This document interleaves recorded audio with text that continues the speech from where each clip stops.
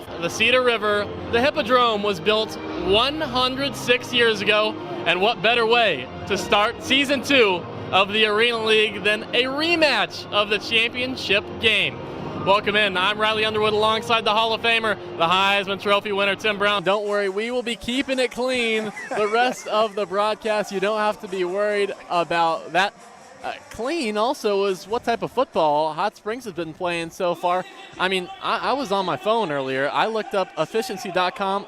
A picture of Jordan Ambrose popped up. Absolutely. I mean, 5 total touchdowns, 0 picks, 0 fumbles, coming from a guy that entered the game leading the league in interceptions and second in the league in fumbles. I mean, completely turned it around. He's been playing like a baller today. And a pit bull comes charging at his 14-year-old niece. So, of course, he tries to protect her, put his hand out. His right hand broken in 8 places. The dog bites him. He could see his bone through it. And you know how tough this guy is? He was trying to convince everyone to let him play today. I mean, this guy, I've heard stories of this guy that I'm not going to repeat just because of how crazy they are. This guy's a competitor. Reminds me a lot of his head coach, Bones Bagante, when he was at Cincinnati. Oh, boy, that's a big loss. The leading receiver, Aaron Dilworth, out today, not playing with a broken hand. Yeah. Hot Springs head coach, Bones Bagante. Coach.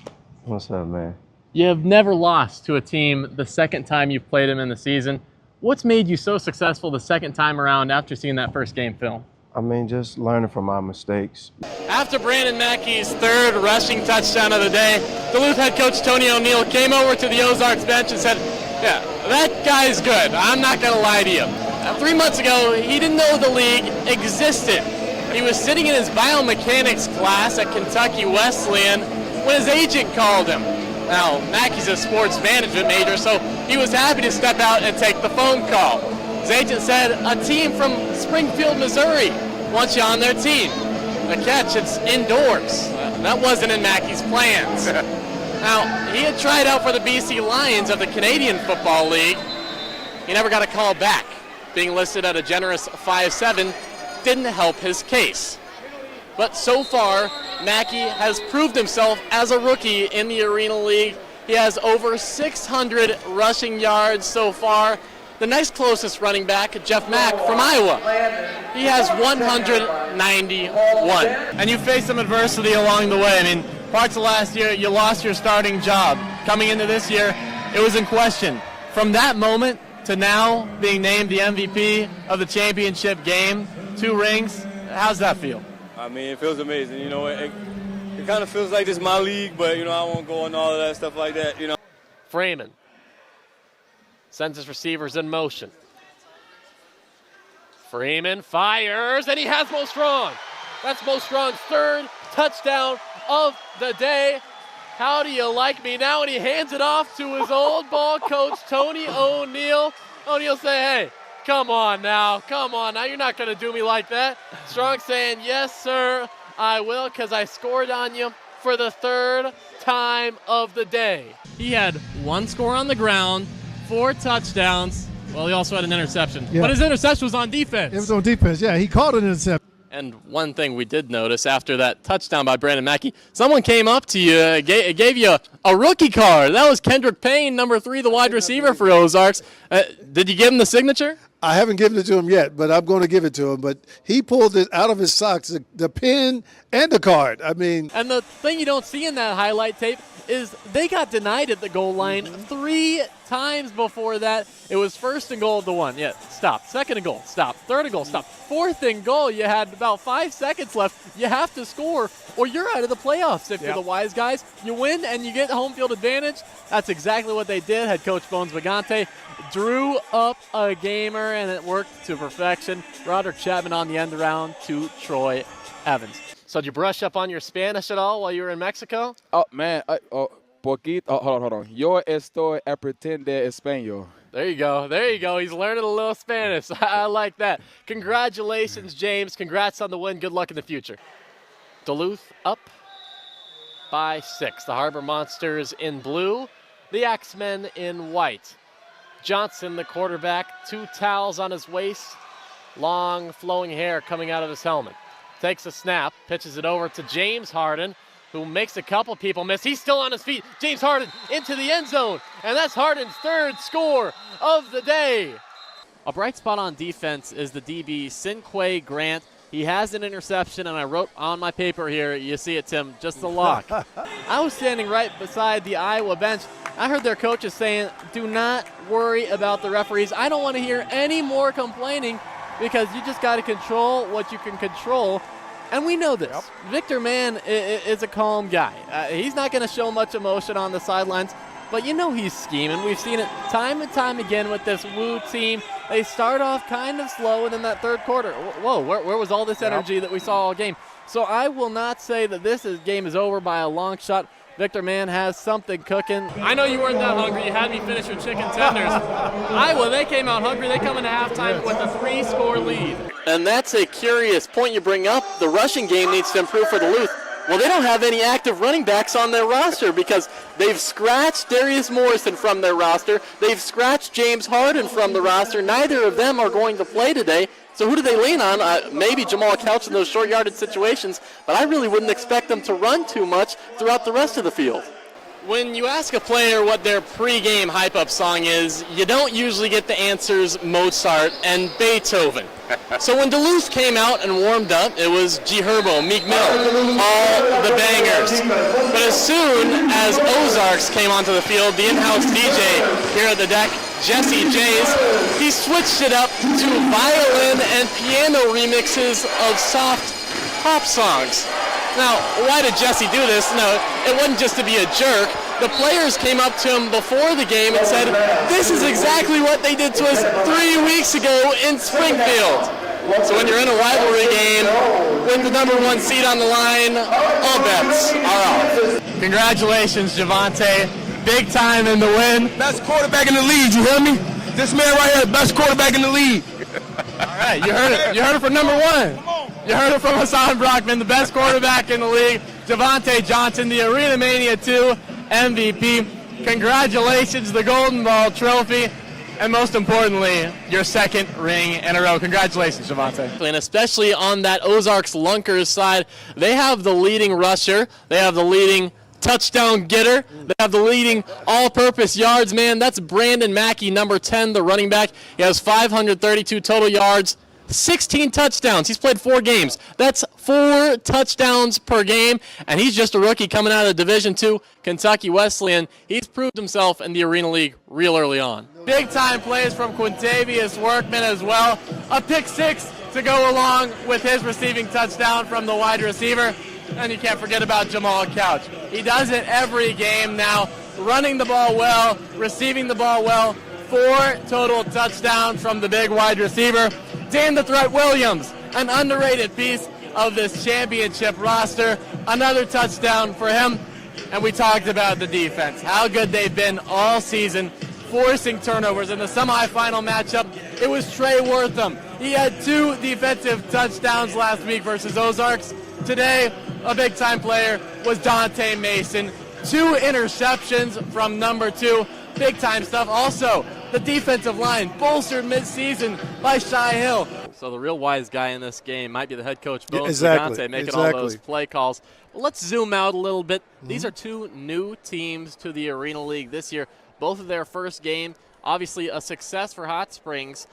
Just the fan support. I mean, they already knew the chants that were going. I don't know if they were practicing before, but everyone seemed to be on the same page. Yeah, I tell you what, man, they got behind it pretty quickly. I think they were practicing before we got here. They must have been doing something, man, because they were on point. KJ Felder is one of the most versatile players on the field. He has, after that long touchdown in the last drive, nearly 200 total yards and 4 touchdowns. Those aren't bad numbers, but they don't necessarily jump off the page. Numbers that do jump off the page, 11-0 when he's playing in the blue and gold. Now, the Goats picked him up last year at the beginning of the season, and then they cut him. So Duluth decided they needed a playmaker, so they signed him mid-season. They were going through a bit of a slump, and then they rode him the rest of the way to a championship victory. So the games that he hasn't played this year, the Harbor Monsters have lost healthy scratches. They weren't going to make that mistake again. I talked to General Manager Steve Walters before the game. He said that Felder is like their lucky rabbit's foot. Now going 11-0. I don't know how much luck that is. The numbers proving themselves, guys. But talking about their defensive backs, they have DeWandre Crockett, Bichon Palmer, Roderick Chapman, 3 big names in the Arena League.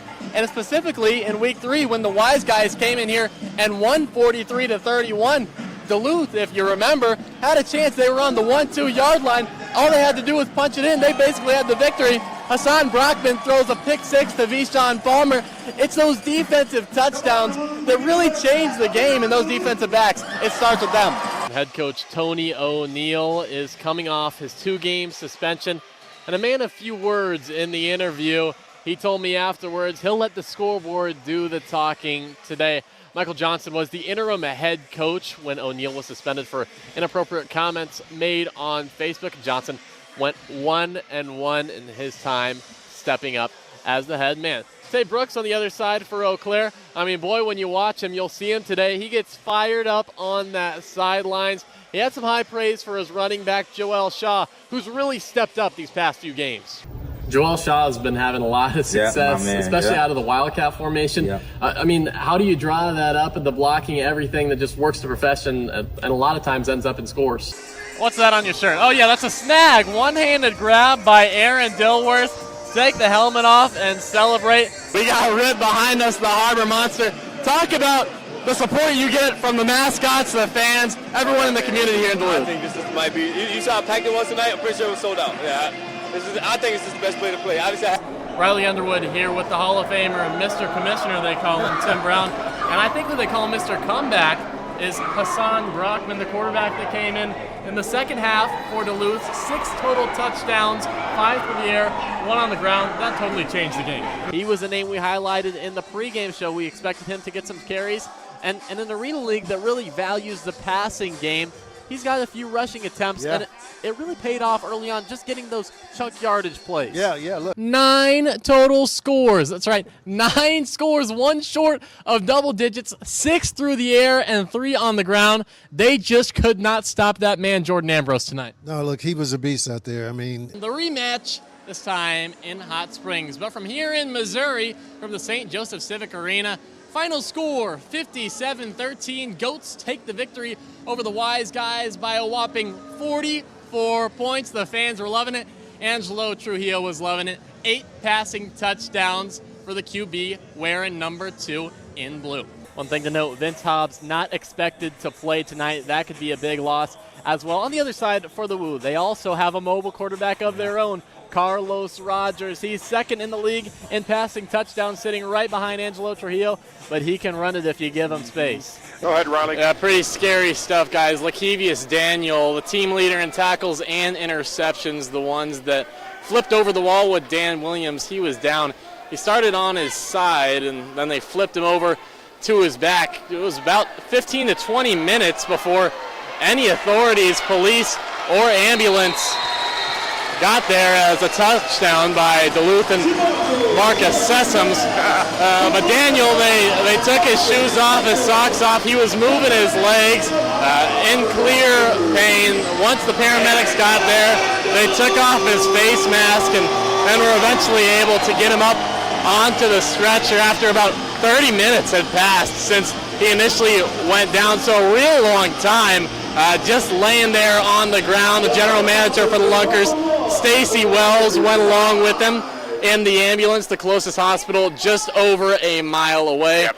Scary stuff, guys. Our prayers are with Lakevius and his family. But another standout player is the defensive back, Sosa Maxwell. He had a big return. He also had a rushing touchdown, his first of the season, because he really doesn't play offense. But it's at the point in the season where this is the last game. You're putting your best playmakers in the best position to score. A lot of turnovers last year. Just for you specifically stating the facts, how have you been able to limit your turnovers and kind of play safer and smarter this year? But a receiver that shined for the Wise Guys in the victory was Aaron Dilworth. He came into the day, 98 receiving yards, 5 touchdowns. Today, He had 4 touchdowns. So he almost matched his season total on the day.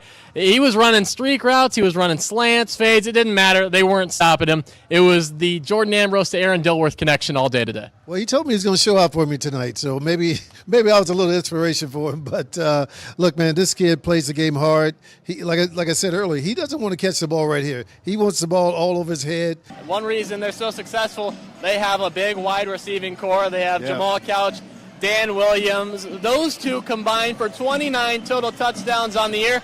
If you're trying to stop the Harbor Monsters, those two are players on the outside you need to stop. Yeah, that's tough.